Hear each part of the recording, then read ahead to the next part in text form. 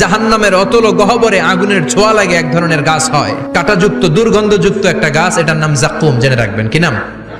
জাক্কুম। বিশ্বনবী বললেন তিরমিজির বর্ণনায়, জাক্কুমের একটা টুকরা যদি আল্লাহ দুনিয়াতে ফেলে, পুরো দুনিয়াটা দুর্গন্ধে সয়লাব হয়ে যাবে। পুরো দুনিয়ার মানুষগুলো জাক্কুমের গন্ধে ওই জায়গায় শেষ, পুরো দুনিয়াটা নষ্ট হয়ে যাবে। ওই কাঁটাযুক্ত জাক্কুম তাদেরকে দেয়া হবে, ক্ষুধার চোটে জাক্কুমই খাইতে শুরু করবে। আহা, খেতেও পারবে না, গিলতেও পারবে না, এবার কয় পানি দাও। জাহান্নামীদের জন্য 4 ধরনের ঝর্ণা আছে। একটার নাম হলো হামিম, মানে ফুটন্ত গরম পানির ঝর্ণা। 2 নম্বরে হলো গসাক, মানে বমি। 3 নম্বরে হলো গিসলিন, দুর্গন্ধযুক্ত রক্ত আর পুজ। 4 নম্বরে হচ্ছে মোহল, পোড়া তেল। খা, দাউ দাউ করে এগুলো থেকে আগুন জ্বলবে, তৃষ্ণার চোটে এগুলোই খেতে চাইবে।